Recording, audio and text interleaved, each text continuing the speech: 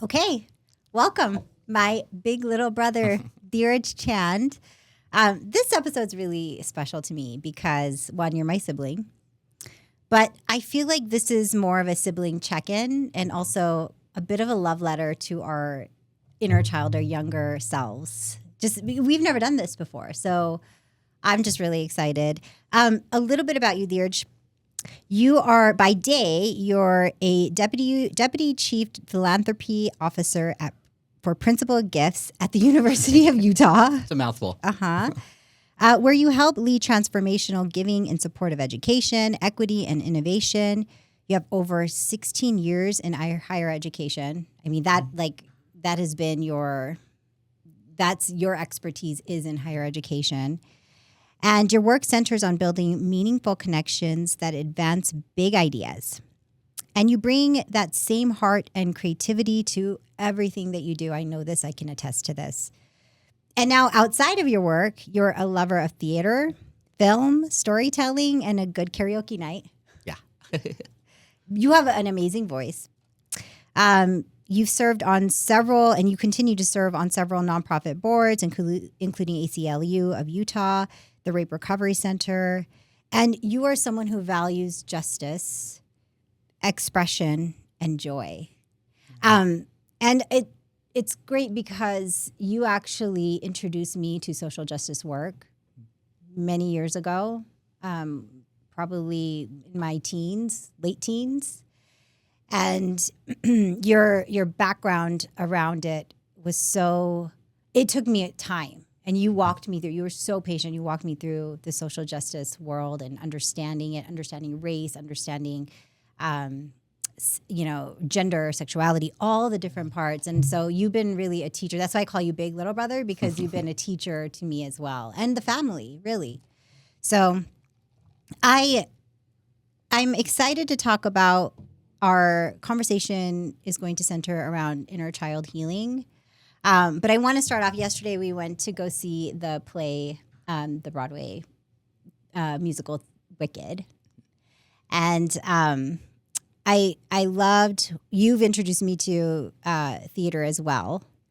And I really loved that play yesterday, but I loved watching the movie with you because that's my first exposure. And there was a scene in Wicked where Elphaba, she's, I hope I'm not doing spoilers, but she's falling off a building and she sees her child, reflection of her child, her inner child. And that just did something to me, just watching that scene. I think a lot of people felt that way. What about you? When you saw that scene, what did you feel? Well, first, when I got to see that movie a few weeks before we ended up seeing it. Oh, that's right, yeah. And I was like, oh, Neelam's going to like this scene. Oh, you knew I would. Right away. I was like, oh, Neelam's going to like this scene. And what's so cool about it, she falls off the building and she's trying to fly and she's just not getting her bearings. And then she grabs her inner child and says, I've got you. And then her broom enables her to fly. And then she's able to fly. So I think it's such a powerful part of just the story and a kind of inner child work and how it really is about kind of taking that and loving that inner child and bringing that inner child to be the best self that you can be. So yeah. It means a lot to me. And the more I hear the interviews about it and listen to Cynthia Erivo's kind of thought around that whole process, it really does bring to life kind of that story that I already loved. I've loved this for 20 years. I saw the original cast 21 years ago, and it was just so cool to see a new depth of this story. And I was so excited to share it with my siblings and you took us my all. mom. We took us. Mom everybody. came. All the sibs came. It was a family outing, and it was just I was crying the whole time. And it came at a time too because let's just say a couple years ago. First of all, inner child work. Yeah. That's new. I think that's a newer concept for me. And so watching that felt it resonated, but it probably wouldn't have I wouldn't have maybe picked up on the nuance of that. So I want to ask you, with your inner child and the work that you've been doing with your inner child, how would you describe, and you and I had an awesome conversation I think it was like last month about inner child. And I asked this question, but how would you describe your inner child? Yeah. So maybe I'll start a little bit of saying, I'm fairly new to the therapy journey and that self-exploration. Like many in the pandemic, that kind of was the thing that was like, okay, I really need to see somebody. And, was very lucky to have a great therapist. And, we started going through it. And one of the challenges I had was just vulnerability and opening up. And, at the time I just, I was so work focused, or I was so, focused on not really checking in with myself. And so, now I get to be on this journey where I've done some EMDR work, and I've done some things that have really helped me understand, I have this little inner child who's incredibly energetic and kind and sensitive, but pretty ferocious as well at the same time, and very impatient, and loves to be by himself and be creative, loves to be around people, honors people. It's this really just sweet kid. Yeah. And he has so many different pieces to his identity that over time it's been fun to sort of reanalyze and check in on this little kid who from time to time is anxious or needs some support. And sometimes he's comforting my adult self in a way that was surprising and different. What's the difference between your adult self and your inner child self? And I will say, because I grew up with you, yeah. What you described about your inner child was who you are. Like, if I were to describe you as a young kid, it would be that person: expressive, joyful, always happy, always bubbly. If anything, I was the opposite of that. And so I remember you would balance me out, even though I didn't express it enough. But you were always so excited. You were excited to see me, your sibling. You were excited to see family. You were excited to engage. So what you describe your inner child as is exactly how I saw you as a young kid. What's the difference now between your inner child and sort of you? You'd mentioned you've worked. Now you're a professional. You might have a professional persona. Is that very different? Yeah, I mean, it kind of went through some phases, my adult self. So, we grew up in, I was born in Los Angeles, but grew up most of my life in Davis County, Utah. And, I will say I didn't have a great experience. And that wasn't high school is so not where I shined. That was not my cup of tea. College is where I shined. And college was that was a time where I came out as gay. That was a time where I really connected with people that were just a really multicultural group, people of color, really incredible activists.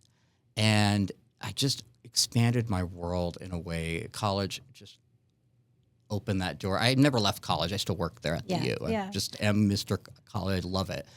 And so the ways, but where they differ, I mean, I think certainly responsibility, and you've got a job, you've got to pay the bills, and so you have that sort of level of just being an adult. Mm-hmm. The other ways too is, I think my adult self is a lot more discerning about, that could be a risky situation. Hey, we're not doing that. It's very cautious. It's kind of it's the adult truly is the adult in the room, and it's my adult self is also just kind of constantly learning and growing. Not that the child self isn't, but the child self is maybe a little bit more of the creative side, and the adult self is the more analytical left brain side in some ways. Does your child self come out? When does your inner child actually come out into? And I'm sure there's different parts, different sort of ways that your inner child manifests. But how are those ways? How does it look? A lot of times it's creativity. Anything that's around creating something, singing, some performing for sure. Anything that's like I'm on stage, that is definitely inner child coming out to play. Yeah. And a lot of inner child, the inner child part of it is it comes out for sure. Certainly when there's high emotions involved with a situation, and my adult self might not be able to speak as well, and my inner child's just can be a lot more expressive, and so your inner child kind of takes the driver's seat. Could take the driver's seat, and you can. It's I think if I'm venting, that's definitely some inner child stuff. Yeah. Isn't that interesting? Because I love this because I feel like it gives.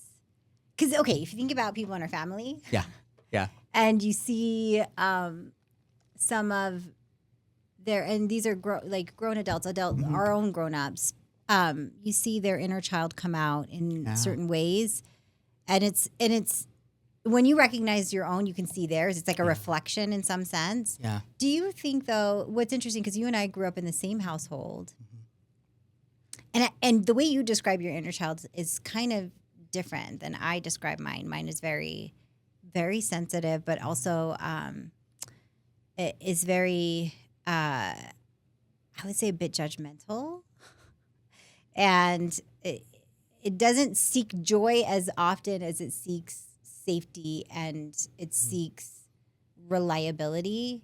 And so, but I think about our growing up in our household, how a lot of the grown-ups in our family also were sort of reflecting, were also seeking reliability and safety, so they couldn't really provide it to us to that capacity. So I say all that to say, what do you think are some of the major differences between our upbringing that's shaped our inner child? Yeah, fairly recently, probably a few months ago, I went through a really pretty intense EDMR. I don't know if I'm saying that right. EMDR session. Yeah. And, when I grew up, especially in school, I was definitely bullied. And that was, a thing that was a source of trauma. And so that's really what I wanted to work on. I was like, okay, I want to get back to that. What was that? Like, how do I process this? And so my adult self had, in so many ways, built all of these narratives around the bullying.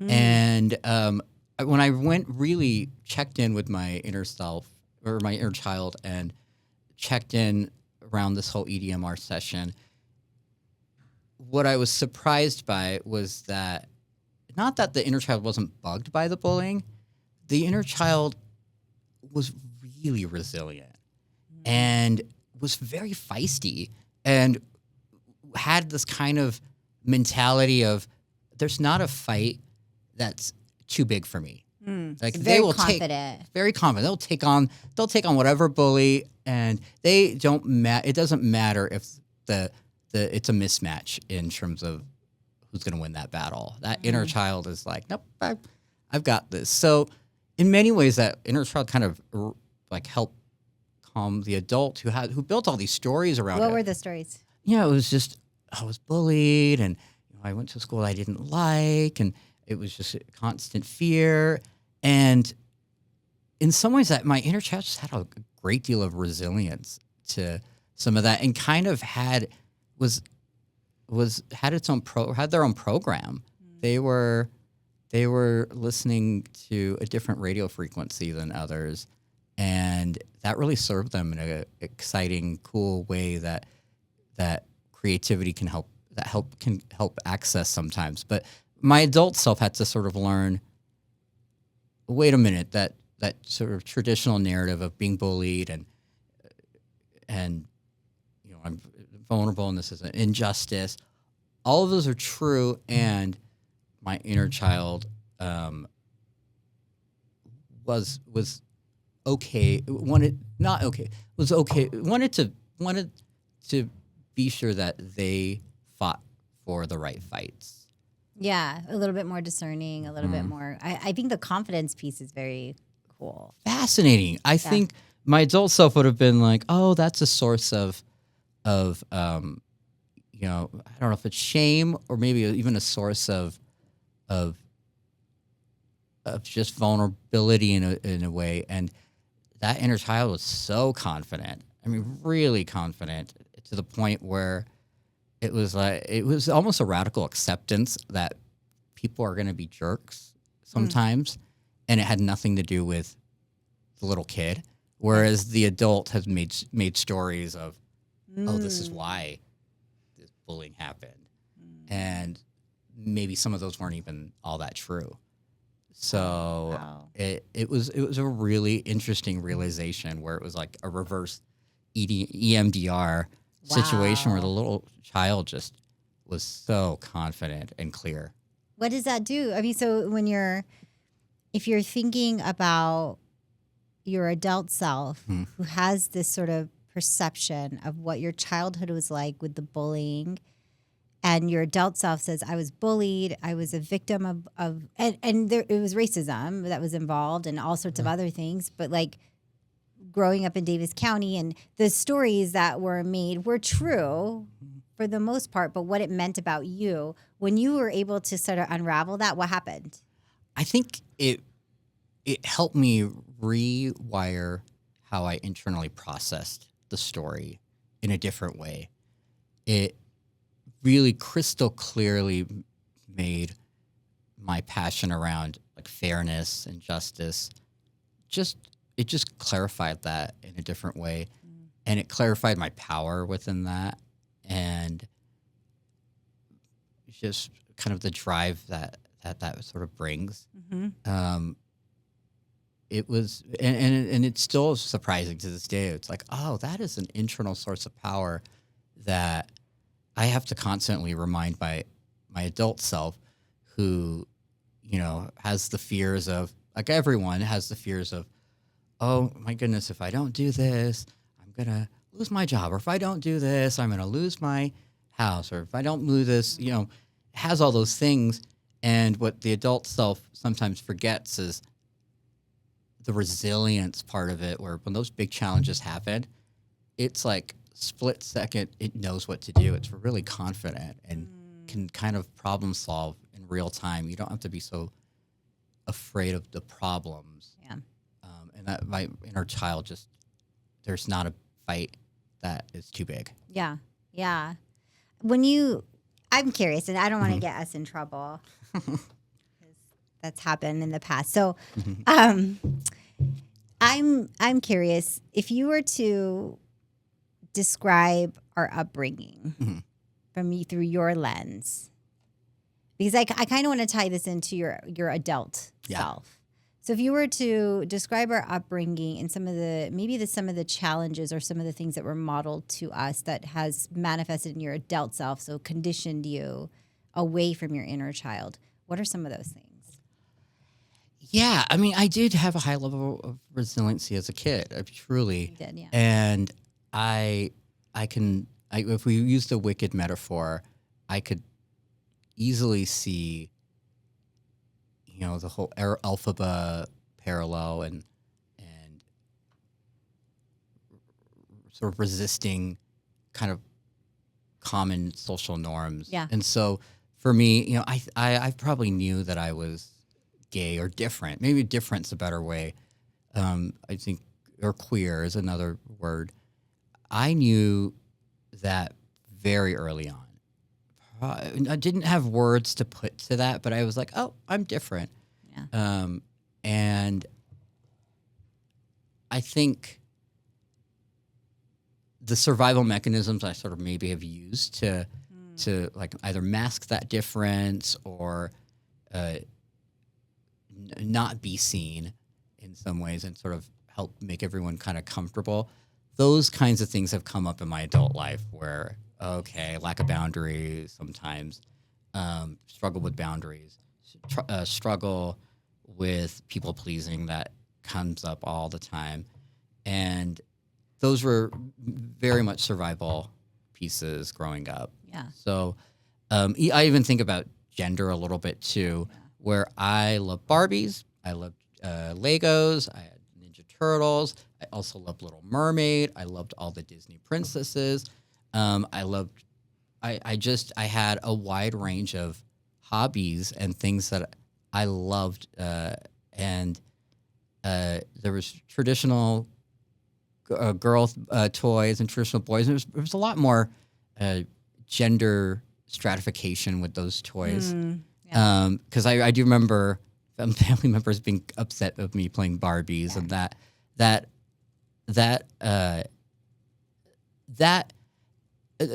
I guess my healthy inner child side of it would say that's kind of their problem. Yeah, that's not my problem. That's a fun toy to play with. Yeah, and then later you sort of peel those layers in, and it's like, oh, maybe there's something wrong with me.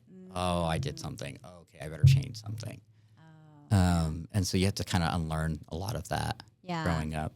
Yeah. But it was, I kind of really embraced being a little different. But then there were times where I did feel left out. And I had, single parent mom, lots of aunts that really helped, and family members.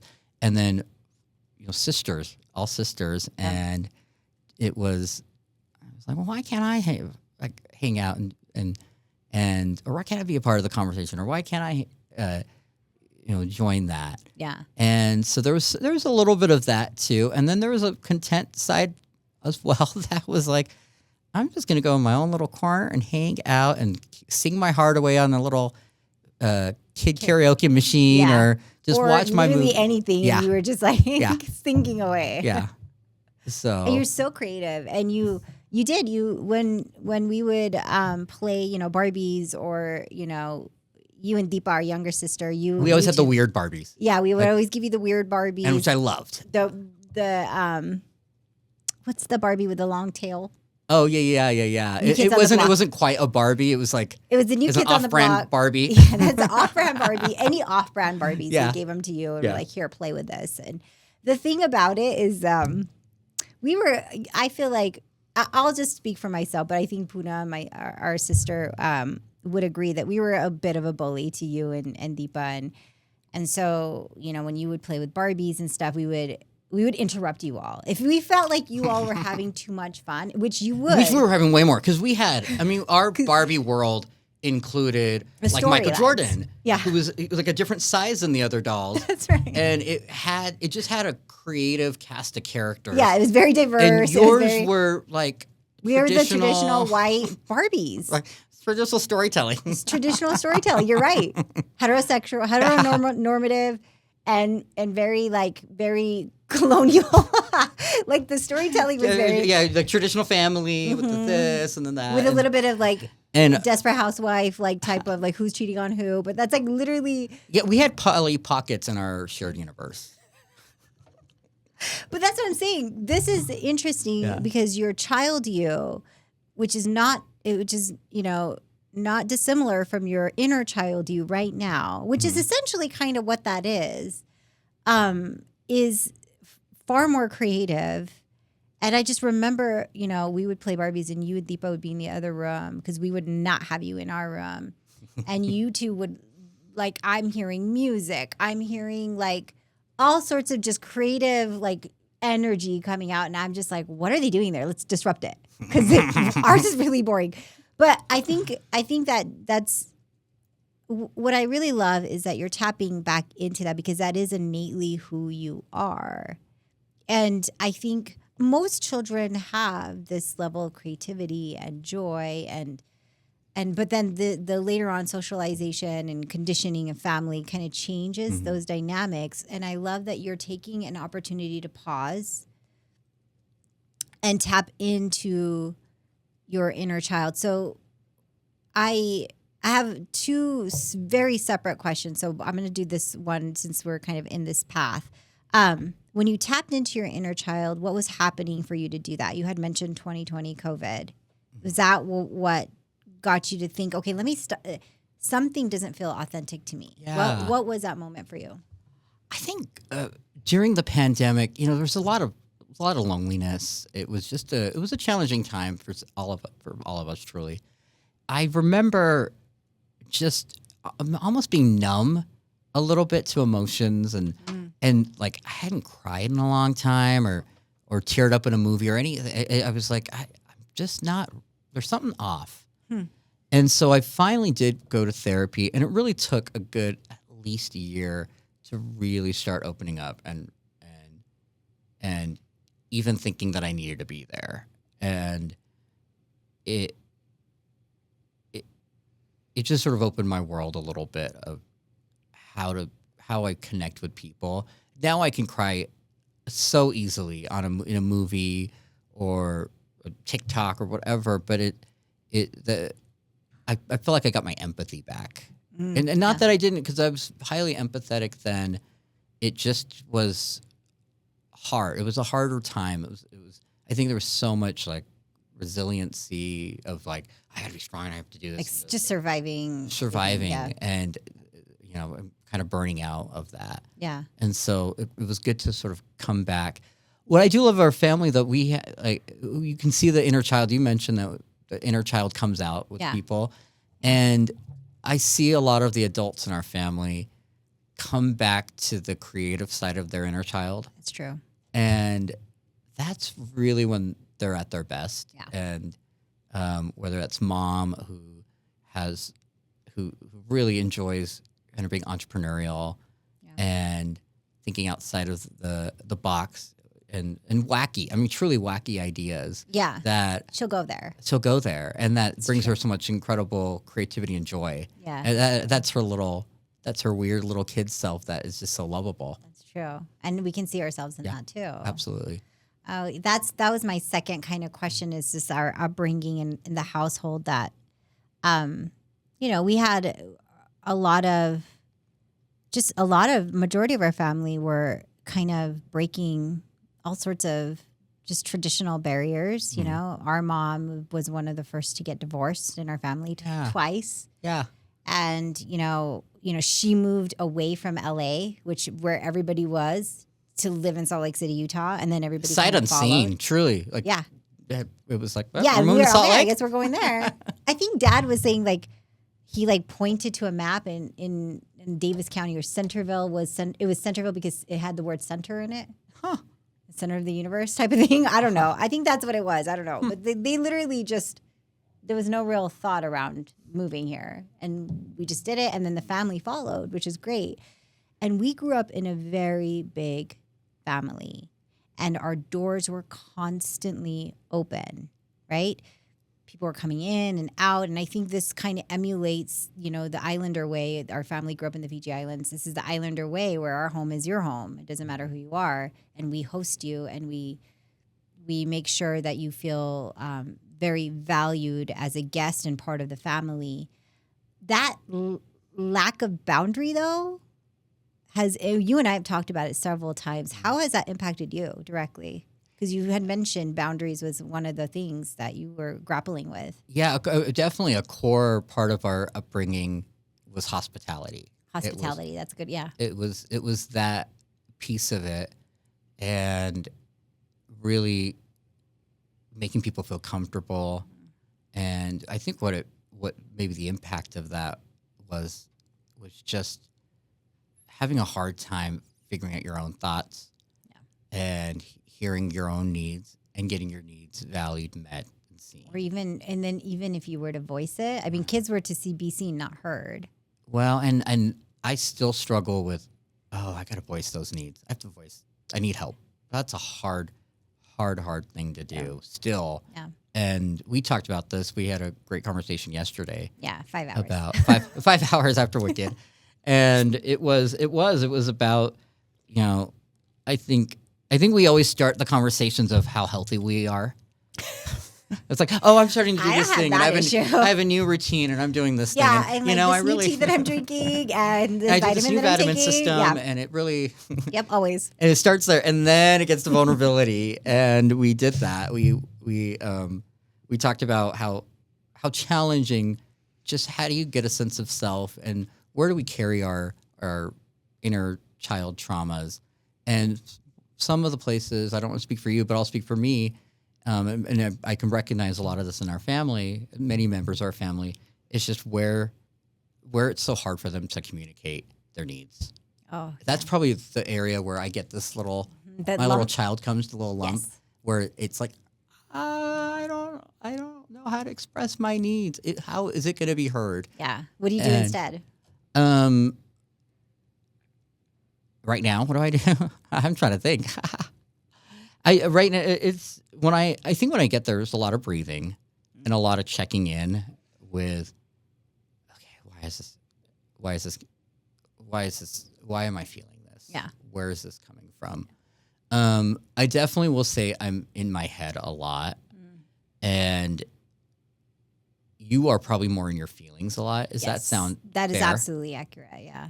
And I've been channeling more of the feeling side. Well, what does this feel to me? And I've been channeling You've been that trying side. to- Because my emotions, what's up here for me Yeah. is my emotions. Huh? And it's like, Yeah. it'll just kind of pour out. And I'm not really like using my prefrontal cortex to kind of regulate. And so, but maybe for you, it might be thinking through all the different scenarios. It's like, okay, I need to know everything so I can be ahead of this emotion. Yeah. And I've got to be smarter than the emotion, which is not a real thing. The emotion is smart. The emotion is valid. It's true. But that was such a coping of like, oh, let me be smarter than it, so then I can explain it. Yeah. And now it's sort of reverse engineering that to be, oh, let me feel this emotion. Let me process this emotion. Let me honor this emotion. And then I can intellectualize it later. Yeah. That will always happen. I have a default of intellectualizing it. That's not a problem. The problem is honoring it. You've been at the University of Utah for over 16 years. So. Well, it's not. I mean, just truly, you can get in your head, and you can overanalyze things too. That sometimes you just feel it and be in it, and that's something that's harder for me. We talked about this yesterday too, where it is harder for me sometimes to not be the expert in the room. Or the smart person in the room, or that was definitely the family dynamic where I was the funny, smart one. Yeah. And that was many ways defense mechanism to like, hey, don't look at the emotion or look at these other great things. I'll be faster, quicker. Yeah. If it's any kind of a bullying situation, I learned really quick, be smarter or be funnier, or diffuse it in a way. Yeah, we use humor in our family a lot to mask. Yeah. I mean, there's times where it's like hilarious and I love it, and we're always laughing. We're really loud. It's great. But then there are times I'm like, are we like just jovially talking about something that's really traumatic and just kind of laughing through it so that it's not a thing, and then we can move on from it so we can normalize it? Like, we normalize it. Yeah, we normalize it. Yeah, there are definitely things in the childhood where you're like, oh, that's maybe not as lighthearted as we're giving make it. Yeah, yeah, but that is the way we cope.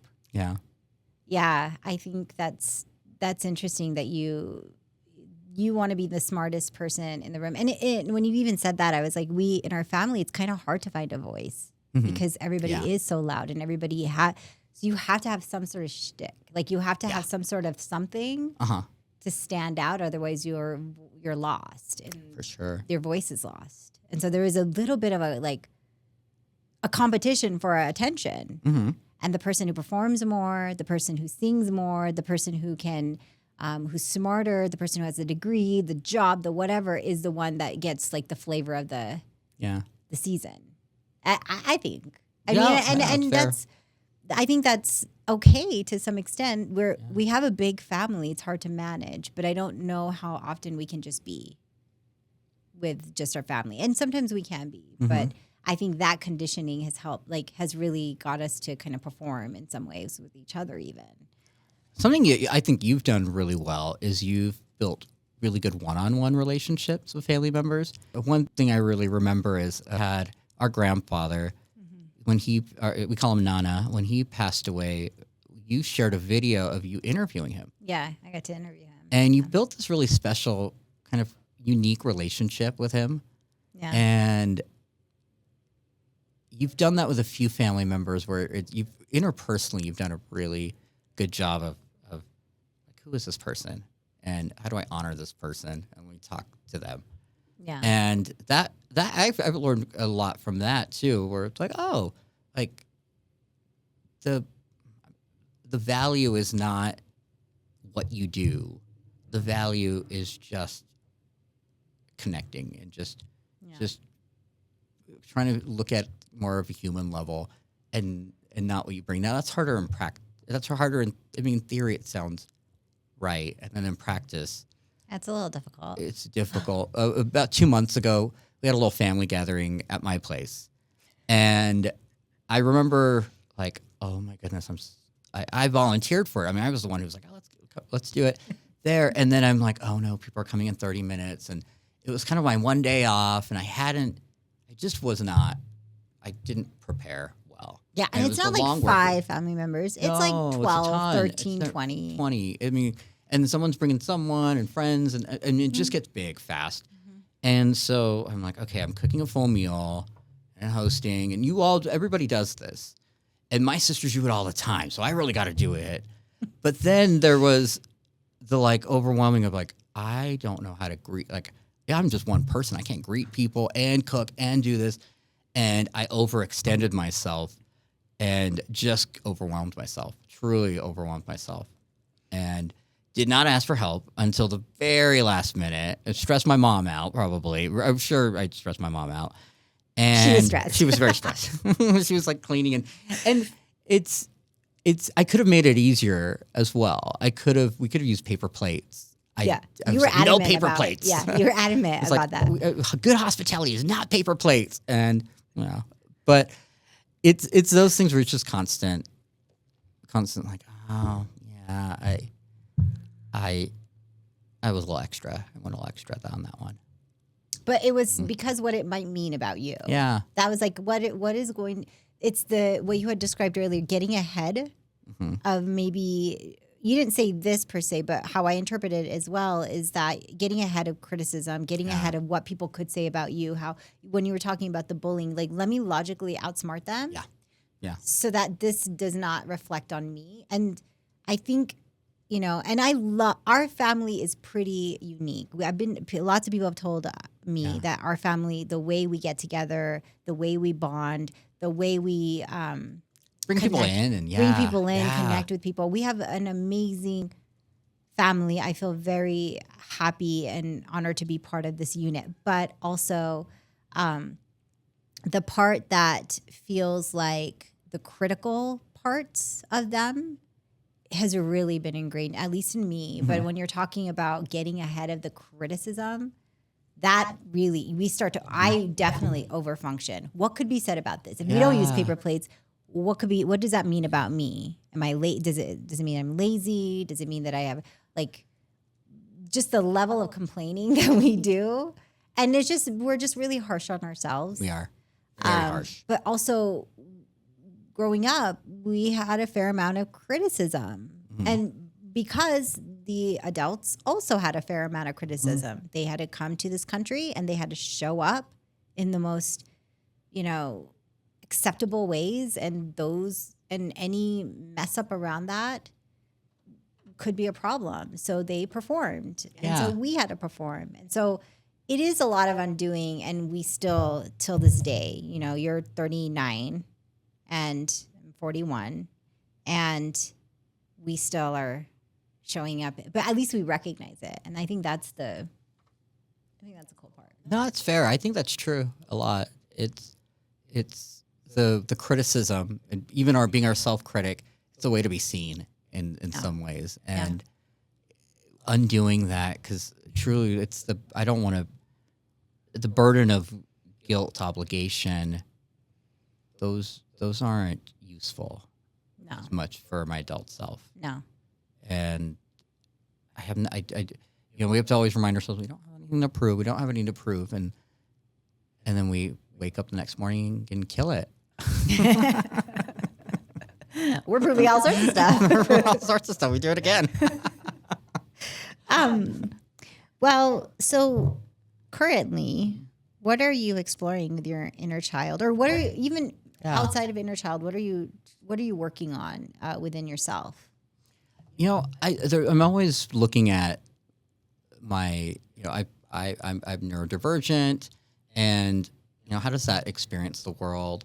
I'm still really exploring even my queer identity. I've been out 20 years or so, and it's still parts of it. When I came out in the 2000s and early 2000s, and there was very little queer representation then.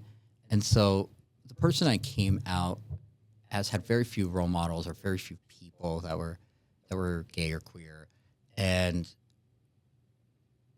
I do kind of have to sort of go back and it's like, okay, how do I become the queer person that I want to be, not emulating queer identity that I had access to?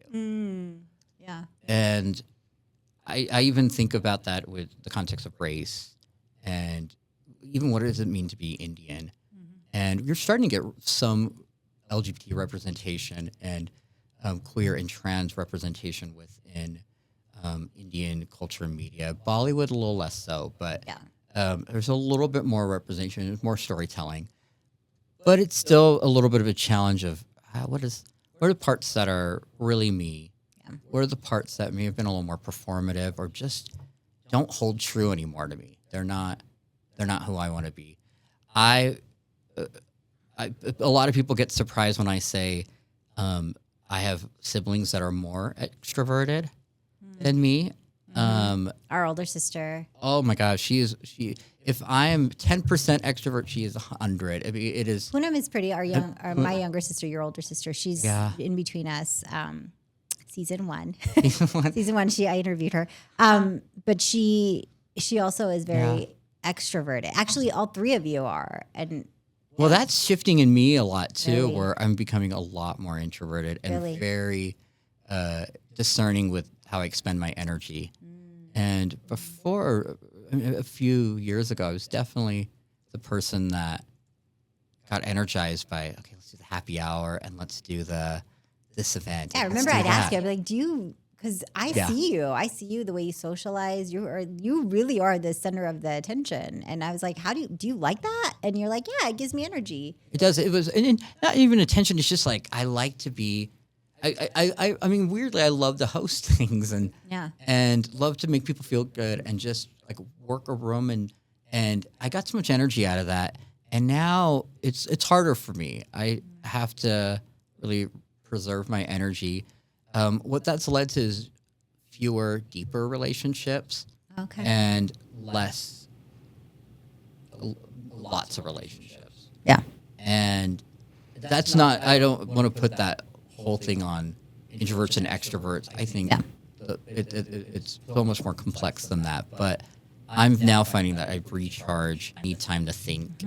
Maybe when I grew up, being extroverted was valuable. And that's not as valuable to me anymore. Yeah. So that's an example of kind of something I'm somewhat shedding. Yeah. It doesn't mean I might go back to being an extrovert and that will recharge me again. Yeah. But I'll have to redefine what that looks like. Yeah. Yeah. So that does mean more boundaries. And I like what you said, discerning your relationships and even the new people that come into your life.